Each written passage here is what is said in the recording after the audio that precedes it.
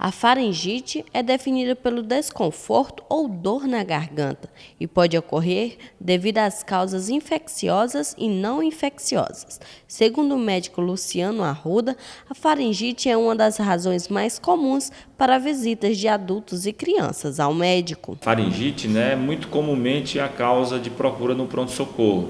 Então a gente tem uma das maiores causas de procura no pronto-socorro, ou seja, aquele paciente que vai ao médico com urgência, uma certa urgência, ele tem essa queixa de faringite. Então, assim, a causa da faringite ela pode ser infecciosa e não infecciosa. Então, infecciosa a gente tem as bactérias, tem os vírus. Como as bactérias, a principal é o Streptococcus, um dos mais conhecidos das bactérias que a gente tem na faringe, E os vírus, adenovírus, rinovírus, o próprio coronavírus, tá? Os vírus de herpes, o HIV. Então, assim, são vários vírus que podem levar a faringite.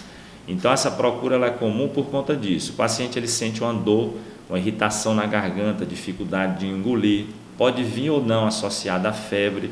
Esse paciente, quando complica, ele pode sentir o inchaço nessas regiões aqui, tá? Da amígdala. Ele pode sentir também dor de cabeça, calafrios, pode ficar com o nariz congestionado, pode ter uma otite, que é a inflamação do ouvido. Então, assim, a própria faringite ela pode levar a várias complicações desse caso inicial. O tratamento para a faringite deve ser prescrito por um clínico geral ou por um otorrino e geralmente é feito a indicação de medicamentos para tratar os sintomas. Apenas aí 15 a 20% dessas causas são bacterianas, mas a maioria é tratada ainda com antibiótico, o que causa uma resistência desses organismos. Então, assim, deve-se ter uma boa avaliação. O que é muito comum hoje em dia? As pessoas elas sentem a dor na garganta e já começam a tomar uma azitromicina, uma amoxicilina. Então, assim, isso é antibiótico, não é anti-inflamatório. Então, o ideal é você passar por uma avaliação médica. O médico vai te avaliar e vai decidir qual o tratamento. Por quê? Se você tem 15 a 20% apenas de infecções por bactérias, as outras infecções, no caso virais, elas são autolimitadas, elas vão se resolver por si só. Mas você deve tratar os sintomas. Então, o paciente teve uma faringite, eu não vou tratar o vírus, porque infelizmente o vírus ele não tem um tratamento específico, mas você trata o sintoma. O paciente está com dor de cabeça, eu vou tratar a dor de cabeça. O paciente caiu um pouco a imunidade, vou tentar melhorar essa imunidade. O paciente teve a inflamação no ouvido, teve a inflamação no nariz, eu vou tratar aquela inflamação. Então, o quadro específico ele deve ser bem avaliado. Por quê?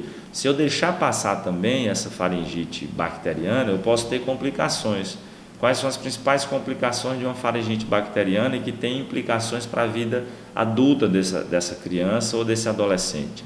A principal é a febre reumática, quando a gente não trata uma infecção streptocócica, que é essa infecção por estreptococcus. Então, se teve uma faringite bacteriana, sim, você deve tratar com antibiótico até para evitar evoluir para uma febre reumática. E uma outra complicação muito comum é a glomerulonefrite pró-estreptocócica, que causa insuficiência renal.